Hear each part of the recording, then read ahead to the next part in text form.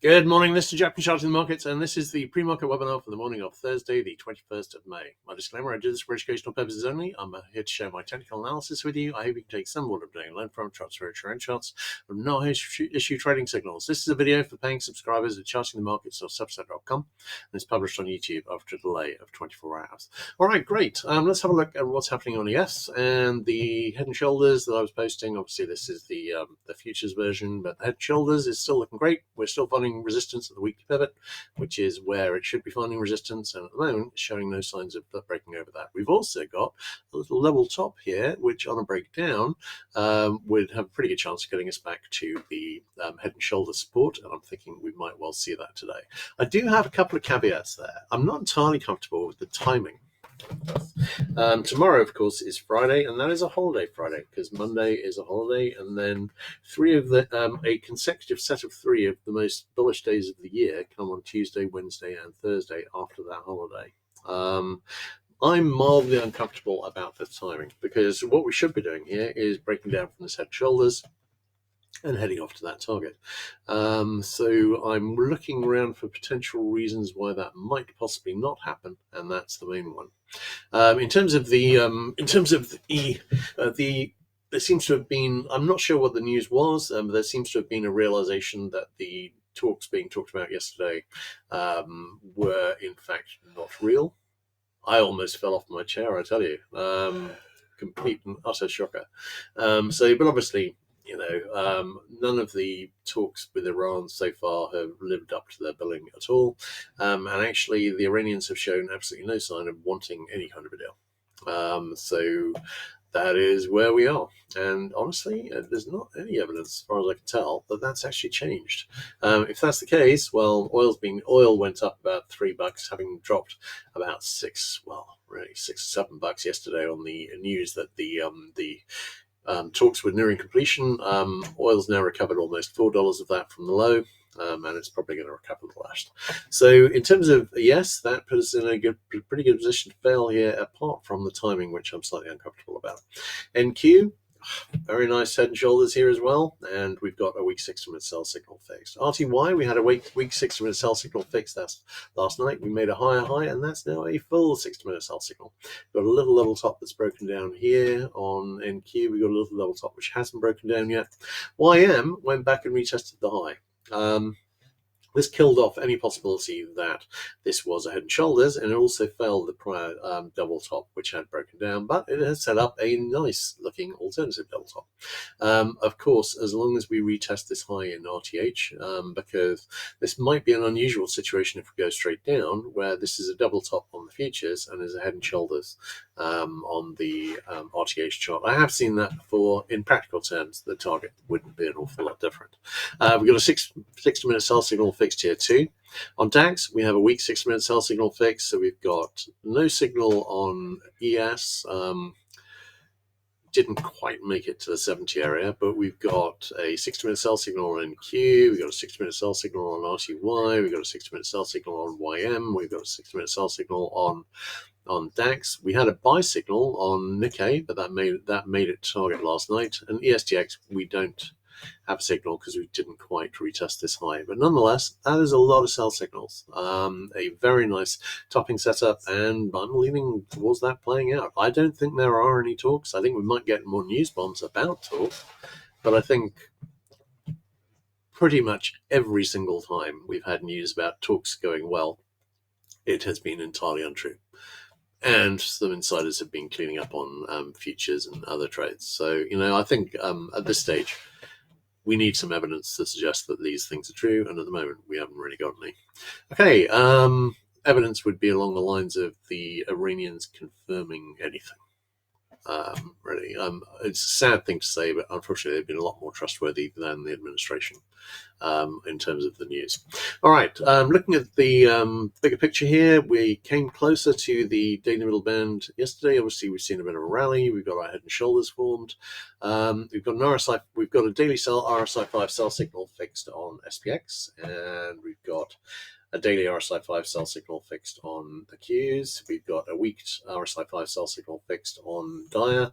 I'd still love to see, if we did go a bit higher today, I would love to see a retest of this high here on 503.09. It bugs me because it's such obvious unfinished business. But nonetheless, I mean, the thing is, we can do a big retracement here, and then I'll be looking for a larger retracement pattern and topping pattern, and then we could actually come back and retest the high then. Although I think once the oil crisis starts escalating, then that might be out of reach. So we'll see how that goes.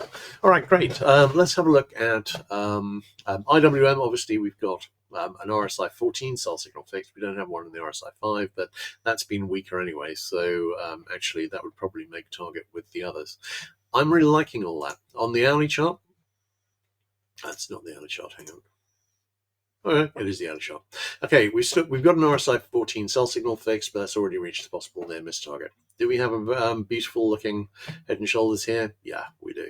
On the 15-minute chart, no current divergence, but a very good place to be turning around here. In terms of the Qs, we didn't quite make it back to the daily middle band. We could get an RSI if we sort of retest this high, which at the moment doesn't seem particularly likely. But if we find the seasonal takeover, the historical seasonals take over, and we actually have a bullish few days here, we could retest this high and deliver some double tops still. In terms of the hourly chart, RSI 14 sell signal has made the possible near miss target. We have a very nice looking potential head and shoulders here too, and the RSI 14 buy signal on the Qs on the 15-minute made target. The one on SPX made the possible near miss target. The one on Dia made the possible near miss target. On Dia, we saw a slight breakdown below the daily middle band, and we've seen a strong rejection from that, which has me wondering about a possible retest of 503.09. Nothing on the hourly chart to mention, and obviously, if we were to see a fill directly from here, this would be a pretty high quality head and shoulder pattern, albeit with the shoulder highs closer than usual, but that doesn't invalidate it to the high of the pattern. All right, let's have a look at IWM. And IWM, we have on the daily chart, we've got an RSI 14 sell signal fixed, of course, and we've come back for a back test of the daily middle band. This would be a great time to CFL. We will see whether we get that. We've got possible head and shoulders forming. That is pretty nice, and we came up almost exactly so far to the ideal right shoulder high. 15-minute chart, we had an RSI 14 buy signal fix there too. That made target, and we've actually got a possible RSI 5 sell signal brewing. And the ideal high for the right shoulder was 279.79, and yesterday we reached 280.09. That is almost perfect. All right, great. Let's have a look at DAX. DAX, we have made it back. The bands are very narrow, so we've actually seen a rally all the way back to the daily upper band there. I'm not thinking this high would be retested, but if it is, that wouldn't be awful. And if we saw a retest of this high here at 25.5k, in the event that we actually go the bullish route over the next week, then that wouldn't be awful either. In terms of Nikkei, the RSI 5 sell signal reached target. So that's now off, and we have broken down below the daily middle band. I think we'll see how that goes, but I think some of the rally, at least, that we saw yesterday happened outside hours. But the thing is, of course, the oil price is, of course, hitting first in Japan, so they're much more acutely aware of the issues than the US is, or indeed, and Europe's more aware than the US, but the US obviously has the most oil. And has been drawing down its reserves most aggressively. Of course, that means that the reserves are a lot smaller than they were before. All right, let's have a look at DX. DX, week 6-minute sell signal has reached the possible near miss target, and I'm thinking that as and when oil starts going up significantly again, which it may be doing here, but we're coming to that, then this is going to start heading up towards the retest of this high here in the 100.5 area, and probably higher. On looking at ZB, we made the buy signal target, and we may be on the way back down again. But on ZN, we haven't reached the possible near miss target yet on the buy signal, so we might have a bit more upside to come. Overall, I remain pretty bearish on bonds. On Brent, we have had a nice move up from the lows today. As I said, we had some kind of news, not sure what it was, but basically oil went up 3 points, well, $3, much as it went down with the last news yesterday, $3. All right, and basically recovered that loss. So it's at 185 now. Do we have a double bottom here? Yes and no. We've got a double bottom which is here, and actually that's got a target at about the 103 area, but it's not easy to put that on the chart, and we didn't get positive divergence here. In terms of coil, we didn't get positive divergence here either. Heating oil, however, we've got a weak 60-minute buy signal fixed. RBOB, we lost the divergence just before the spike, but I'm thinking the low is probably in for this move down on oil, and that's great. I was waiting for this and I was wondering if we were going to get any more announcements, but actually, of course, we might not have done.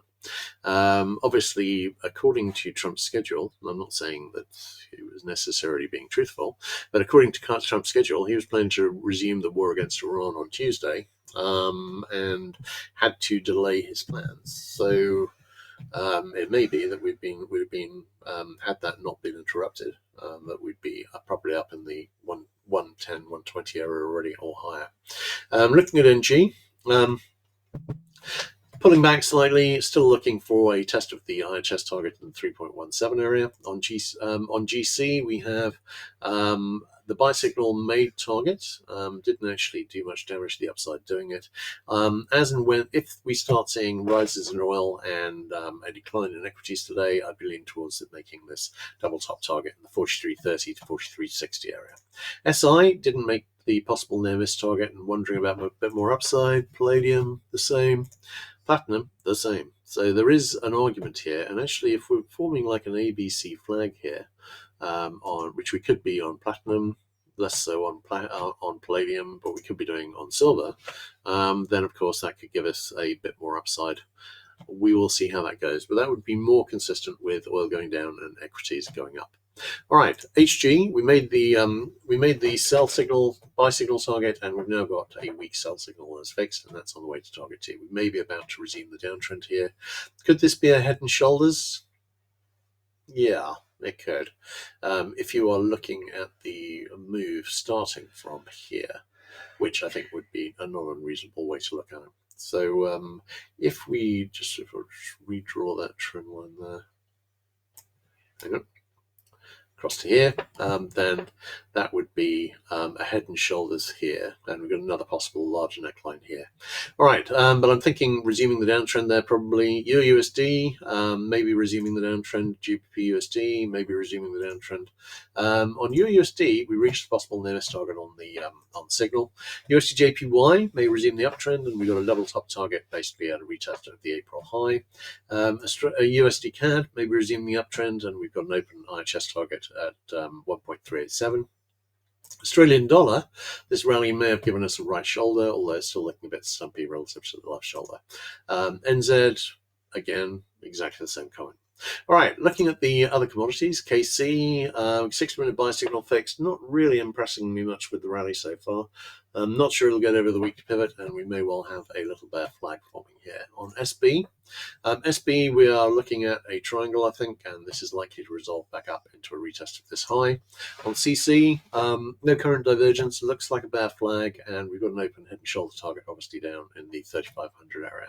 On CT, we have a little more downside here. I think this is consolidating before the next move up, and I think the same is the case with wheat, and I think the same is the case with corn, and I think the same is the case with soy, and ZL never really came much off the high, and I think this is a bear flag, bull flag which has broken up or is continuing to form. Lumber, still waiting for equity to go down significantly, and at that stage I think we probably resume the downtrend.